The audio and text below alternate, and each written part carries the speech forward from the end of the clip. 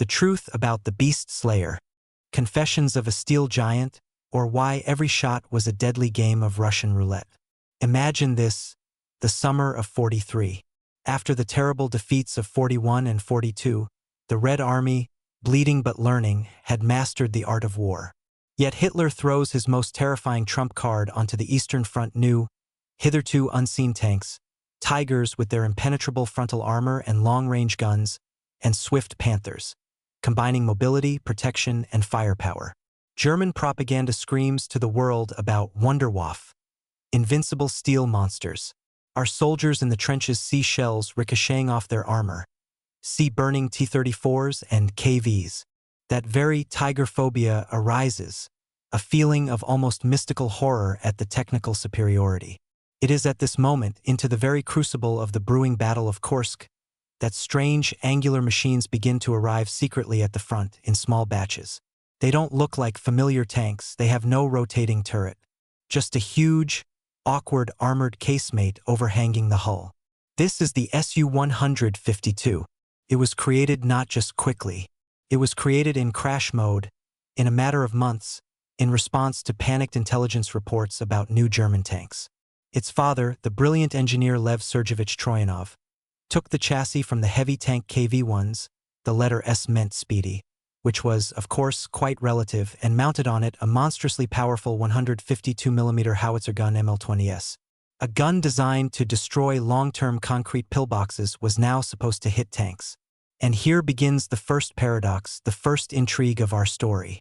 The machine, conceived as an assault gun for infantry support, in the image and likeness of the German Stu-GS, was transformed by fate and war into something else, into a destroyer, into a hunter, the sound that foretold death, the tactics of one shot.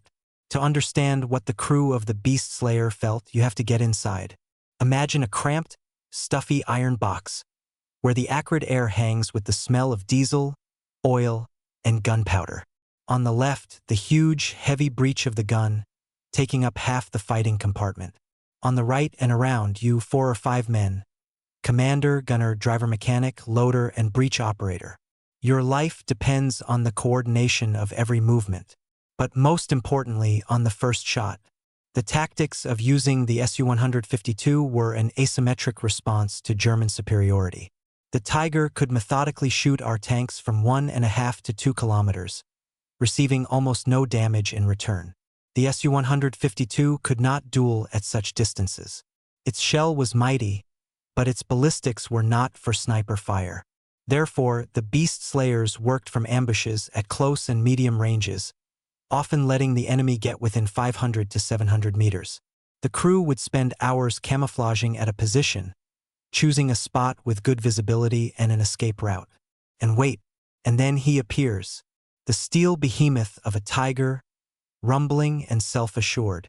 The crew freezes. The gunner catches it in his sight. The commander gives corrections. Then the scariest part, the shot. Inside the casemate, something indescribable happens. A deafening, wild roar that could make you go deaf. A flash of flame. Sharp, suffocating powder fumes filling the entire space. The recoil of such a gun was monstrous. The entire 20-ton machine shuddered and settled on its rollers. At that moment, you are completely blind, deaf, and disoriented for several seconds. And most importantly, you've revealed your position. The pillar of flame and smoke from the shot is visible for kilometers. And then the second part of the act begins. You couldn't look to see if you hit or not.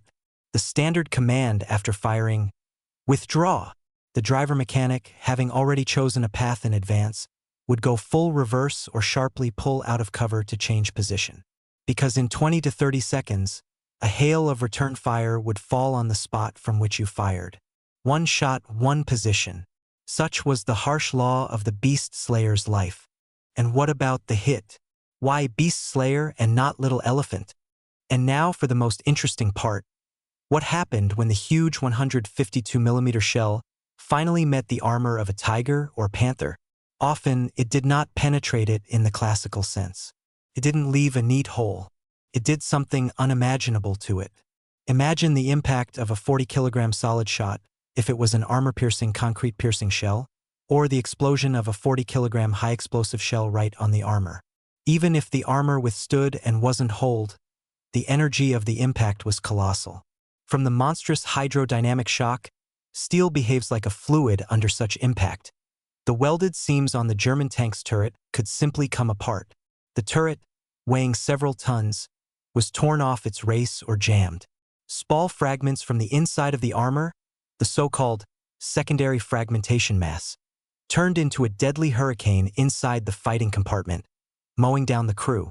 Cracked armor, destroyed running gear, concussed or killed crew. Even a non-penetrating hit most often meant the tank was completely knocked out. This was not a sniper shot into a viewing slit. It was a sledgehammer blow to an armored safe. The safe might not open, but everything inside turned to mush. For this crushing, unpredictable effect, the machine earned its legendary nickname, Beast Slayer. It didn't just pierce the beast. It stunned it to death with one blow. The other side of the coin, the price paid every day. But, friends, this story wouldn't be so poignant if we didn't look the truth in the eye. And the truth was horrifying. The SU-152 was a machine of desperate risk, and its crews paid a terrible price for its power.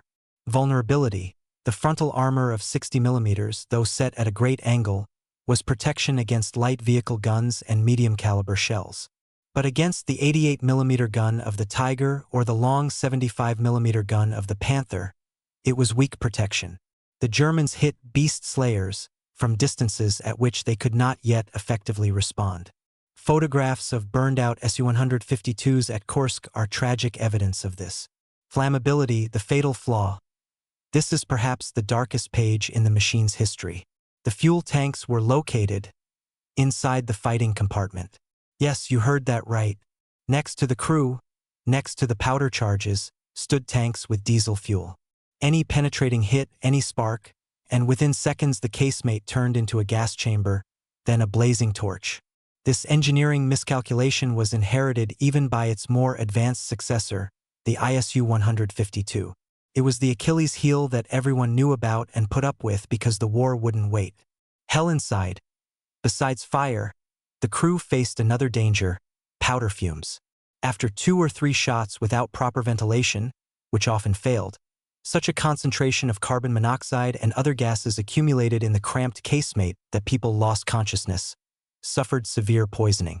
There are known cases where crews died not from an enemy shell, but from an explosion of gasoline vapors or their own bent shell casings igniting from the next shot. Historical and economic context, the miracle of an industrial feat. To appreciate the full scale of the feat, we must step away from tactics and look at the bigger picture. Summer of '43. The USSR was just beginning to reach the peak of its industry, evacuated to the Urals and Siberia. Every resource was precious. The Germans, possessing the industry of all of conquered Europe, could afford to create complex, expensive, almost piecemeal masterpieces like the Tiger.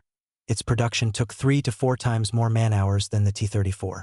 The Soviet Union responded with a different philosophy: sufficiency, maintainability, and mass production. The SU-152 is a child of this philosophy. It was made not from scratch, but on the basis of an already existing and mastered in production KV-1's chassis. The powerful ML-20S gun was also already in series. It was mounted on howitzers and on the heavy tanks KV-2, those with the birdhouse turret. The task for the genius Troyanov was not to invent something new, but to brilliantly combine what was already available under conditions of a strict time and resource limit. And it succeeded. From February to November of '43, almost 700 SU-152s were produced. It was a weapon created on an emergency order from the front and delivered to the troops right on time, for the Kursk Bulge. It was not perfect. It was deadly dangerous for its own crews. But it worked. It broke the back of the myth of the invulnerability of the German cats and gave our tankers and infantry what they so lacked: confidence. Confidence that the beast too had its hunter. Not iron but men. So what is the truth about the Beast Slayer? The truth is that this is not a story about a beautiful and mighty weapon. It is a story about people who climbed into an iron box, knowing about its terrible shortcomings, knowing that one inaccurate shot or a delayed maneuver would be their last. They did it because the enemy had to be stopped. At any cost, their courage and skill turned a raw, dangerous machine into a formidable and effective weapon of victory. The SU-152 did not stay at the front for long. It was quickly replaced by the more protected and advanced ISU-152 on the IS tank chassis. But it was the Beast Slayer who first proved it. There is no armor that cannot be overcome by Russian ingenuity, engineering thought, and the unparalleled courage of a soldier. This story makes one wonder, what are we ready for today for what is dear to us? Can we, like those engineers, find a brilliantly simple solution in a hopeless situation? Can we, like those guys in the cramped casemate, make one precise shot when everything depends on it? Friends, this was not just a story about an old self-propelled gun. It was a story about choice, cost, and strength of spirit. If it hooked you, if you want me to continue analyzing such military legends, where there is no black and white, but the harsh truth of life and feat, then support me. Write in the comments what other weapon or piece of equipment you want to learn the unvarnished truth about. Your topics will become the basis for new deep research. And, of course, subscribe to the channel. Ahead of us are many more untold stories of steel and fire. Your support is a signal that such memory is important. Let's preserve it together. Thank you for staying with me until the end.